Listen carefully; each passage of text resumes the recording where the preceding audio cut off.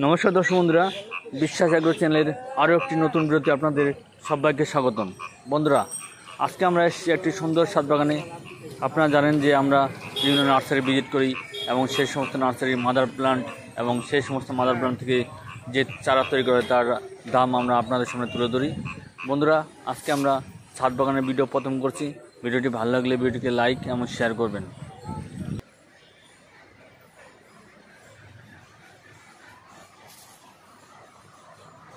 আজকে আমরা আপনাদের সামনে সেই ছাদ বাগানের বিভিন্ন ফল গাছগুলো আপনাদের দেখাবো এবং আমাদের সাথে উপস্থিত থাকবে এই ছাদ বাগানের মালিক। উনি পেশায় শিক্ষক, উনি শিক্ষকতার পাশাপাশি এই ছাদ বাগানটি মেনটেন করছেন। ওনার সাথে পরিচয় করাবো এবং ওনার সাথে এই ছাদ বাগানের বিভিন্ন গাছগুলি আপনাদের সামনে তুলে ধরবো।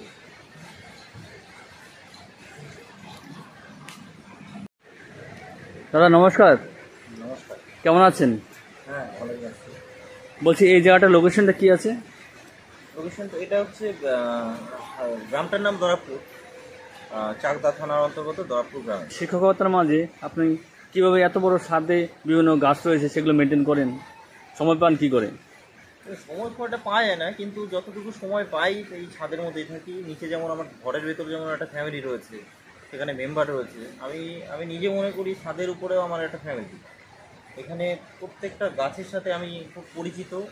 সকালবেলা উঠে এদের জল দেয়া, দেখাশুনো করা, তারপর স্কুলে যাওয়া, স্কুল থেকে এসে আবার আরেকবার উঠে দেখাশুনো করে রাখি।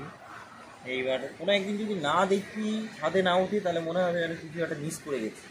যেমন ছেলে মেয়েদের না দেখলে খারাপ লাগে, তেমনি আমার গাছপালাদের যদি না দেখি তাহলে কিন্তু আমার ভীষণই খারাপ লাগে।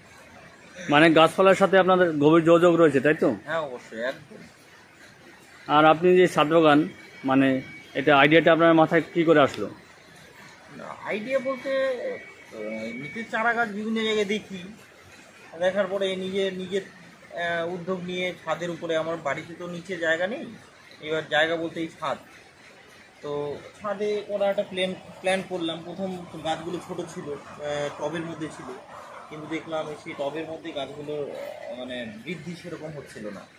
তারপরে সেই ক্যারেটগুলো ব্যবস্থা করে ক্যারেটে লাগানো, জল দেয়া, আজকে একদম পরিপূর্ণ গাছে পরিণত হওয়া অনেকটা সময় সাপেক্ষ ব্যাপার। কষ্ট ভুলেও করেছি, আগামী দিনেও এদের পাশে থাকবো যতটা সম্ভব, পরিচর্যা করে। চলুন আপনার সাথে গাছগুলো দেখি। গাছের প্রায় আপনারা দেখুন, দর্শক বন্ধুরা, গাছের প্রায় 15 থেকে 20 পিস বেদানা হয়ে আছে। বছরে একবারই হয়?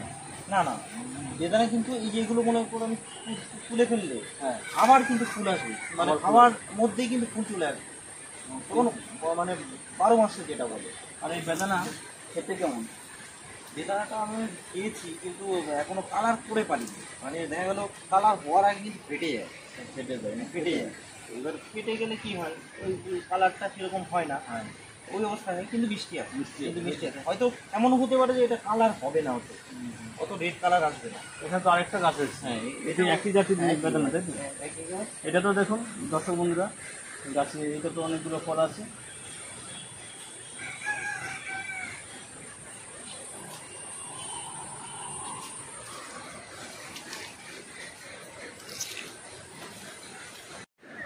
এটা তো আপেল গাছ, তাই তো?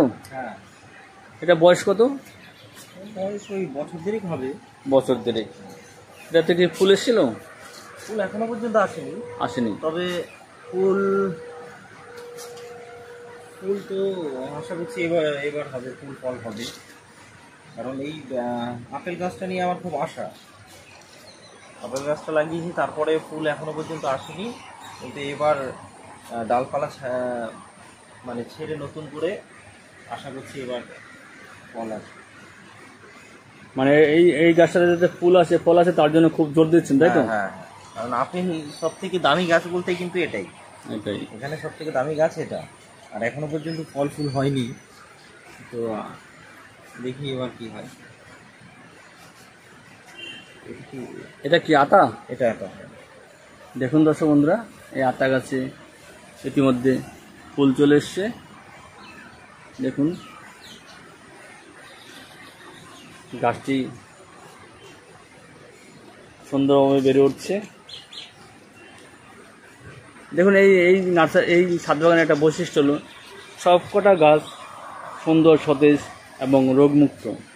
দেখুন সমস্ত গাছগুলি পোকামাকড়হীন সুন্দরভাবে তৈরি আছে। এটা তো কালাপাতি সওদা, তাই তো? হ্যাঁ হ্যাঁ। এই গাছটা বয়স কত? এটারও প্রথম দিকেই লাগানো, মোটামুটি বছর খানিক তো হবে। আর ফল এখন ফল নেই, কিন্তু কদিন আগেই ফল তুললাম। ফলের দিকে আছে, ভীষণ মিষ্টি। ফলে যে এদিকে আছে, হ্যাঁ মানে ছোট ছোট দেখুন এই ছোট ফল হয়েছে, ছোট ফল আছে, আবার ভীষণই ফুলও মিষ্টি। আছে। দেখুন গাছটিতে ফুলও আছে। গাছটি দেখুন দর্শক বন্ধুরা কতটা ঝোপালো। দেখুন গাছটা বয়স কত? ফল প্রথম দিকেই লাগানো, মোটামুটি বছর খানিক হলো। 1 বছর। 1 বছরের গাছ দেখুন কত বড় সাইজে হয়ে গেছে। দেখুন পাশে দেখুন একটা পেয়ারা গাছ, গাছে কত পেয়ারা হয়ে আছে। দেখুন সমস্ত গাছ জুড়ে পেয়ারা একদিকে খাচ্ছি, আরেকদিকে ফুল হচ্ছে। হ্যাঁ, একদিকে দেখুন বড় সাইজের পেয়ারা আছে, একদিকে দেখুন একটু মাঝারি সাইজের পেয়ারা আছে, আর আবার দেখুন ফুল আছে গাছটিতে। এটা পুরো 12 মাস হচ্ছে। এই পেয়ারার টেস্ট কেমন? টেস্ট বলতে এটা মানে বর্ষাকালের জন্য নাকি আমি জানি না, তো যখন পাকা অবস্থায় তুলো ভেতরে পোকা হয় পাকা অবস্থায় তুললে, কিন্তু কাঁচা অবস্থায় আমরা খাই তখন এটা মানে পেকে গেলে পোকা হয়ে যাচ্ছে, তাই তো? পেকে গেলে এটা বর্ষাকালের জন্য নাকি আমি ঠিক বলতে পারছি না। তার জন্য কীটনাশক দিলে আপনি এটা থেকে সুরাহা পাবেন। হ্যাঁ সেটা হতে পারে, কিন্তু এখন আমরা একটু খুব পাকার আগেই আমরা তুলে খাচ্ছি, কিন্তু টেস্টি।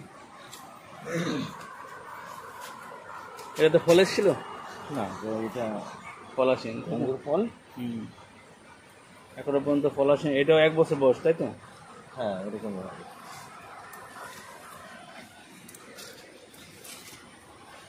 এটা অল টাইম ম্যাঙ্গো, তাই তো? হুম, অল টাইম ম্যাঙ্গো। এতে ফল আছে? এটা ফল হয়েছিল, কয়েকটি খেয়েছিলাম। হয়েছিল, তাই তো?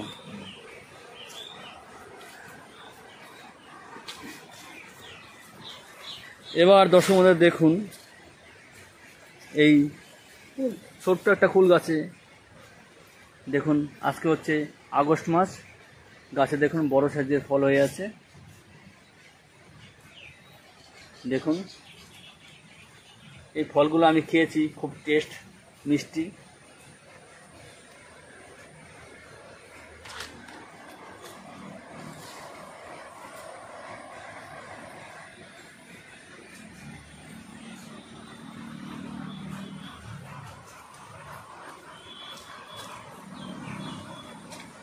এটা কি লেবু? একটু গন্ধরাজ বলি। গন্ধরাজ, তাই তো? মানে গন্ধরাজ, মিনি গন্ধরাজ, তাই তো? খুব একটা বড় হয় না, এটা কি সারা বছর হয়? সারা বছর হয়।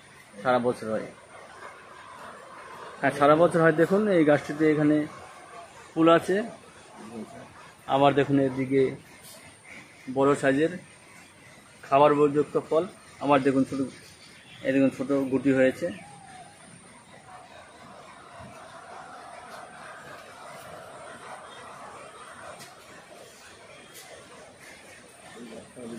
ঝিঙে হয়েছে।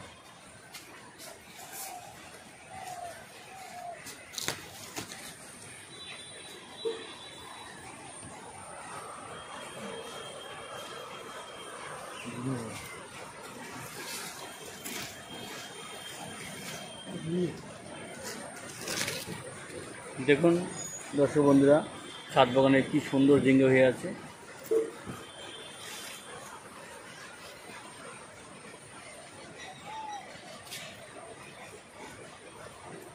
দেখুন একটা সুন্দর আইডিয়া, আপনারাও বাড়িতে এই আইডিয়াটা ব্যবহার করতে পারেন। দেখুন কিভাবে ঝিঙে গাছের জন্য একটা সুন্দর মাচা তৈরি করেছে।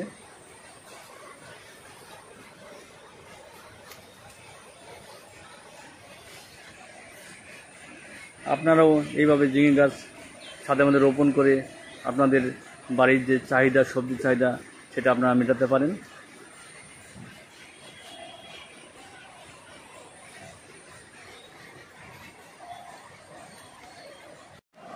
দাদা, আপনি যেই গাছগুলো লাগিয়েছেন সেগুলো আপনারা কি ফার্টিলাইজার ইউজ করেন? বা এখানে কি খাবার দেন? ফার্টিলাইজার বলতে এর মধ্যে ফার্টিলাইজার রয়েছে, মানে গোবর সার, পচা গোবর সার, খুব রিসেন্ট গোবর সার দেয়া, মাটির সঙ্গে মিশিয়ে গোবর সার দেয়া।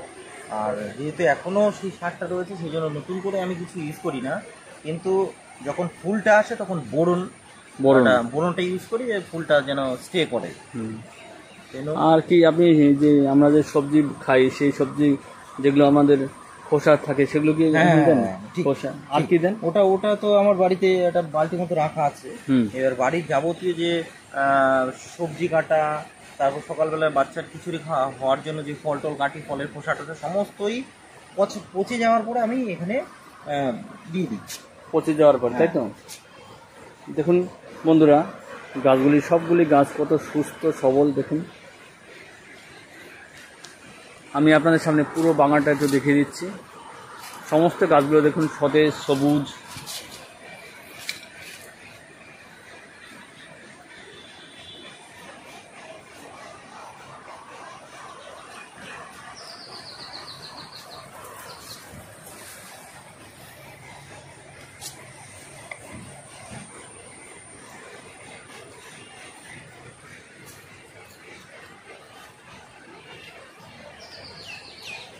এখানে দেখুন একটা আছে আতা গাছ, দেখুন গাছটিও পাতাগুলো, সমস্ত পাতাগুলো সবুজ।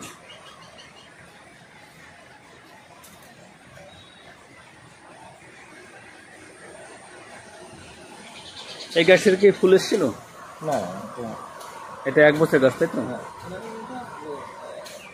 রিসেন্টলি লাগানো, মাস হয়ে হবে।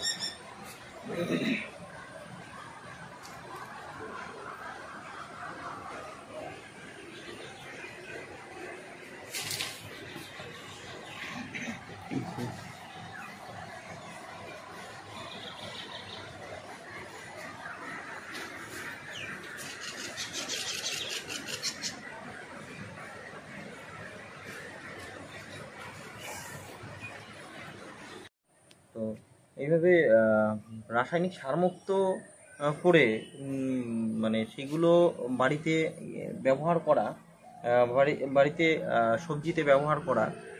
তো সেই জন্য আমি সবাইকে বলবো, বাড়িতে জায়গা থাকলে তো করবেন অবশ্যই, কিন্তু বাড়িতে না, একান্তই যদি না জায়গা থাকে, আপনারা ছাদে করেন। এইভাবে টবের মধ্যে, বড় স্পেসের মধ্যে গোবর সার ব্যবহার করে আপনারা করেন, দেখবেন সত্যি গাছ যে একটা ছেলের মতো যেরকম বড় হয়, সেরকমভাবে বড় করে আপনারা আলাদা একটা শান্তি পাবেন। আমি সেই জন্য বলছি, আপনারা অবশ্যই গাছের প্রতি মনোযোগ দেন। বিশেষ করে ফল গাছ, শাকসবজি এগুলো চাষ করে আপনারা অনায়াসে রোগমুক্ত বা রাসায়নিক সার ব্যবহার না করে আপনারা একটা বিজ্ঞানসম্মত সবজি বা ফল ব্যবহার করতে, মানে ইউজ করতে পারেন। ওকে, দেখুন দর্শক বন্ধুরা, ছাদের মধ্যে কি সুন্দর লাউ হয়ে যাচ্ছে। দেখুন সুন্দরভাবে লাউ গাছটি বেড়ে উঠছে, এবং দেখুন এইভাবে একটা ছোট টবের মধ্যে লাউ গাছ হয়েছে। আপনারা এই ছাদ বাগান থেকে আপনারা লাউ, দেখুন উচ্ছে, এগুলো ওই পাশে আপনারা দেখলেন ঝিঙে, এই সমস্ত আপনাদের যে দৈনন্দিন সবজির চাহিদা আপনারা এই সুন্দর আইডিয়ার মধ্যে আপনারা ছাদে করে আপনাদের সেই সবজির চাহিদা পূরণ করতে পারবেন।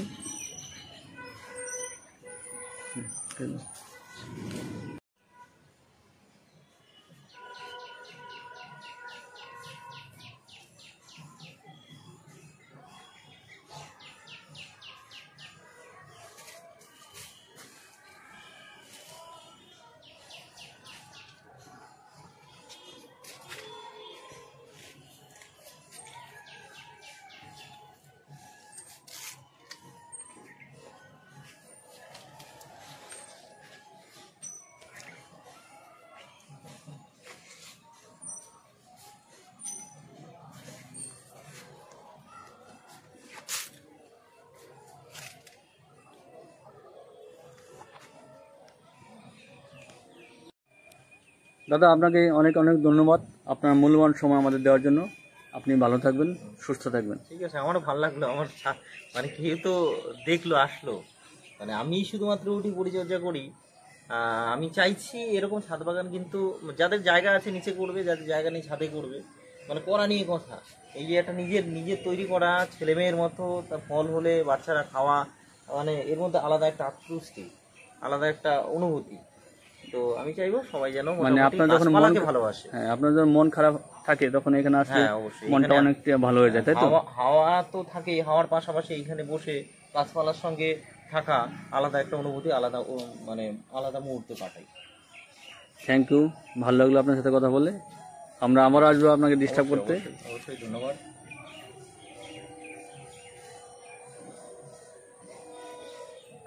আমাদের যে দর্শক বন্ধু তাদের উদ্দেশ্যে আপনি কিছু বলবেন, মানে বলবে কি?